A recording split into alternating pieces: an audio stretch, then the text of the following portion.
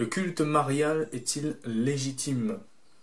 En fait, cette vidéo-là va se dérouler sur 3 parties. On va d'abord répondre à la question que le catholicisme affirme, Marie est-elle mère de Dieu? D'autre part, on va aussi s'intéresser à ce que Marie, les saints et les anges intercèdent-ils pour nous les hommes? Et enfin, troisièmement, bibliquement toujours, hein, on va expliquer en fait les guérisons, les apparitions mariales, les miracles de Lourdes, etc., etc. Alors, première partie, let's go. Sur quel verset en fait le catholicisme s'appuie-t-il pour affirmer que Marie est mère de Dieu? Nous sommes dans Luc 1, 41, 44. The Bible, évidemment.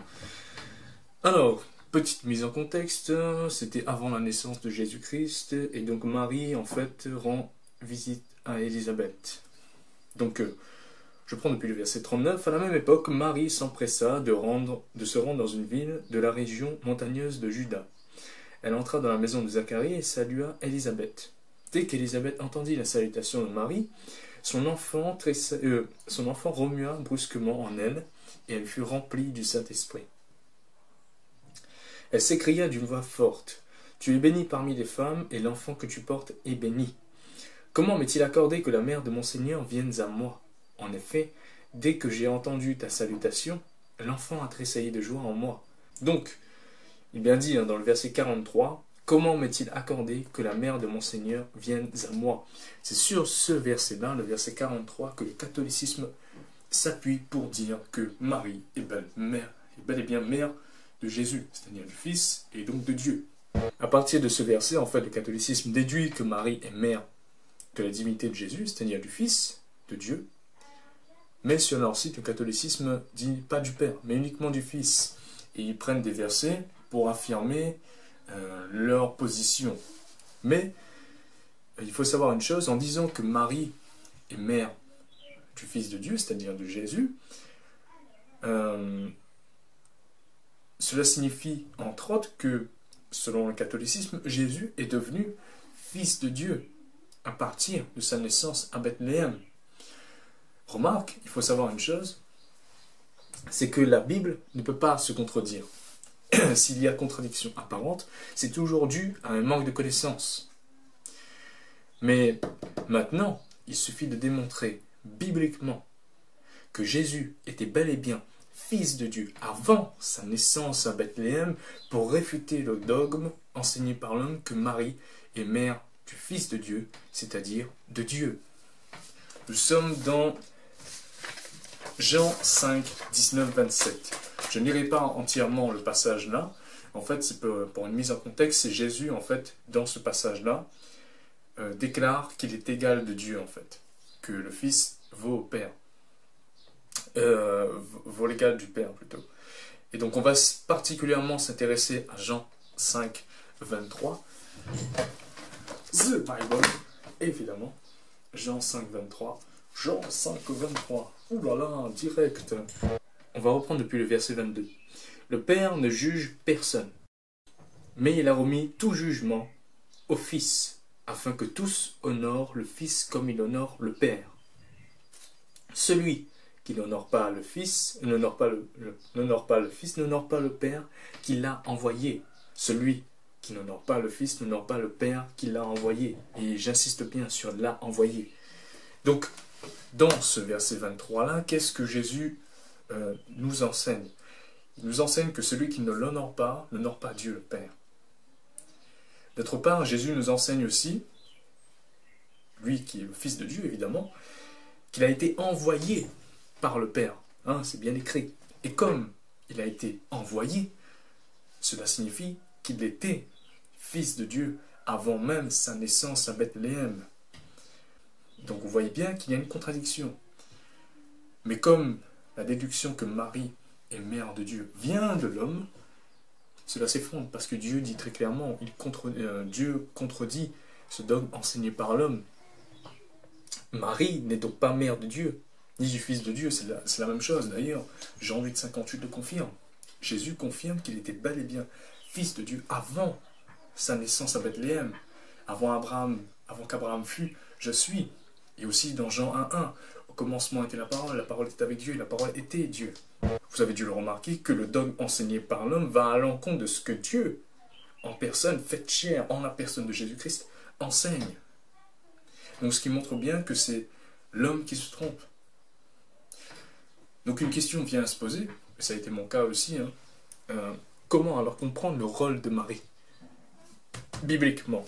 Il faut savoir que pour Dieu, Marie est une femme qu'il a choisie pour, à travers elle, prendre une apparence charnelle, c'est-à-dire d'être humain sur terre. Jésus, comme il est issu de Marie, Marie est mère uniquement de la partie charnelle de Jésus, et non de la divinité de Jésus. Et c'est ce qu'Élisabeth avait compris en disant « Comment m'est-il permis que la mère de mon Seigneur vienne ?» Et puis d'autre part, c'est pour ça que j'insiste dessus, je suis chiant, mais je répète, c'est très important pour vous de lire la Bible. Très très important. Quand on lit le Nouveau Testament, est-ce que les premiers chrétiens, c'est-à-dire l'Église primitive, enseignaient-ils la prédominance de Marie? Lisez par vous-même, voyez par vous-même, lisez le Nouveau Testament et vous verrez que non, ce n'est pas le cas. Mais attention, je ne dis pas que je ne respecte pas Marie, évidemment. Marie, bon, elle est auprès du Seigneur, mais elle n'a pas toute la gloire que le catholicisme lui attribue. Ils ont extrapolé certains versets, ils ont même inventé des choses. Mais Marie reste une personne respectable et importante pour la venue du Messie. Cependant, elle n'a pas le rôle prédominant que le catholicisme lui attribue. D'autre part, parce que Jésus, Dieu en personne, c'est Dieu notre chef. C'est Dieu qui dirige tout, c'est lui qui nous enseigne. Est-ce qu'il enseignait qu'il fallait adorer Marie, qu'il fallait accorder un rôle incroyable à Marie? Non. Et je vous invite à regarder par vous-même, Luc 11, 27. Une femme était en train de discuter avec Jésus. Et la femme dit à Jésus, « Heureux le sein qui t'a porté, heureux les mamelles qui t'ont allaité. » Ici, on désigne bien Marie, la dame glorifiée Marie. Mais voilà ce que Jésus répond. « Heureux plutôt ceux qui écoutent la parole de Dieu et la gardent. » Conclusion, bibliquement, Marie n'est pas mère de la divinité de Jésus, c'est-à-dire de Dieu, mais uniquement de la partie charnelle de Jésus-Christ. Deuxième partie, Marie, les saints et les anges, intercèdent-ils pour les hommes? Nous sommes dans Jean 14, 6. Jésus dit, « Je suis le chemin, la vérité et la vie. Nul ne va au Père que par moi. » C'est clair, non? 1 Timothée 2,5, « Car il y a un seul Dieu, et aussi un seul médiateur entre Dieu et les hommes, Jésus-Christ, homme. » C'est encore très clair, c'est qu'un seul intermédiaire. Il n'y a qu'un seul intermédiaire. Et pour ceux qui ne savent pas, c'est quoi le dogme du catholicisme concernant la prière au saint? En fait, il faut savoir qu'un chrétien est aussi appelé un saint. Toute personne qui a reconnu vraiment, sincèrement dans leur cœur que Jésus est Seigneur Sauveur Dieu est appelé un saint. Pourquoi? Parce que tout chrétien a pour but de tendre vers la ressemblance du Christ du mieux qu'il peut. C'est ce qu'on appelle la sanctification. Par exemple, moi bibliquement, je suis un saint. Ça ne veut pas dire que je suis parfait, évidemment, vous ne me dites pas des choses que je n'ai pas dit. Je suis pécheur, je reconnais que je suis pécheur, mais je tends à la sainteté, donc je recherche la sainteté. Et c'est ça un saint. Et donc si demain je meurs, et que vous vous mettez à prier mon nom, vous faites une chose que Dieu n'aime pas du tout, vous priez un mort. Deutéronome 18, 10 à 13. Qu'on ne trouve chez toi personne qui fasse passer son fils ou sa fille par le feu, personne qui exerce le métier de devin, d'astrologue, d'augure, de magicien, d'enchanteur, personne qui consulte les esprits ou dise la bonne aventure, personne qui interroge les morts. C'est ça le concept de la prière au saint dans le catholicisme. Et c'est pas parce qu'il y a un nom que c'est écrit prière au saint que ça veut dire que c'est forcément bien. Enlevez-vous ça de la tête. C'est pas forcément bien. Il faut voir ce que Dieu lui en pense. L'homme pense quelque chose, mais ouais, mais Dieu, qu'est-ce qu'il dit lui? Conclusion, bibliquement, Marie, les saints et les anges n'intercèdent pas pour les hommes. Seul Jésus est le médiateur. Alors, une autre question, on est peut-être amené à se poser. Comment expliquer les apparitions mariages? Marie a guéri ceci, a guéri cela, a guéri mon tonton, ma tati, mon oncle, ma tante, mes cousins, etc. J'ai une maladie, j'ai été guéri, je parle tous les soirs à mon mari qui est mort, etc. Comment expliquer ces apparitions-là? Premièrement, il faut savoir une chose. Dans Hébreux 9, 27, il est réservé aux hommes de mourir une seule fois. Après quoi vient le jugement. Ce verset-là nous montre clairement que l'homme ne peut pas revenir sur terre après la mort. Donc, comment expliquer toujours les apparitions des défunts, de Marie, des miracles de Lourdes, etc. Comme ce n'est pas les morts que vous voyez, vos proches, même Marie, etc. Qu'est-ce qui explique leur apparition? Il faut savoir une chose, c'est que le monde spirituel existe. Les démons existent. Les démons savent très bien que les défunts ne peuvent pas revenir sur terre.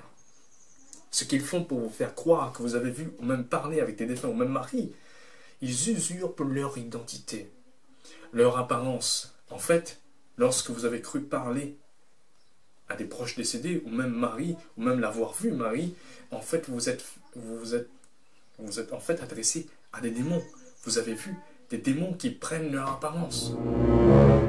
Je sais, c'est flippant, c'est pour ça qu'il faut arrêter. Satan, lui-même se déguise en ange de lumière, comme il est dit dans 2 Corinthiens 11, 14.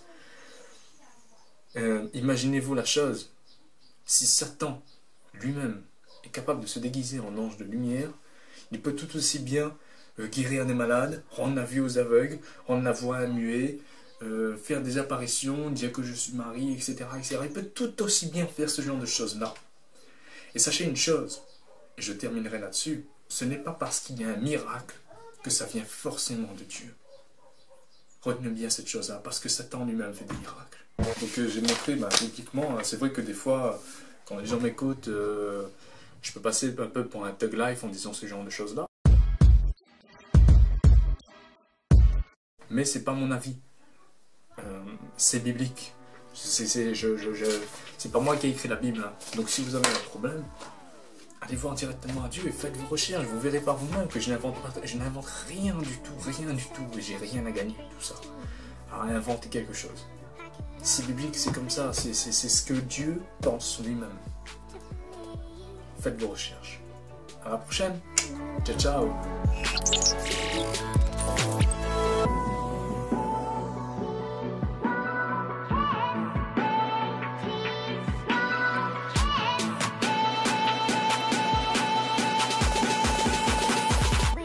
I gave you my heart.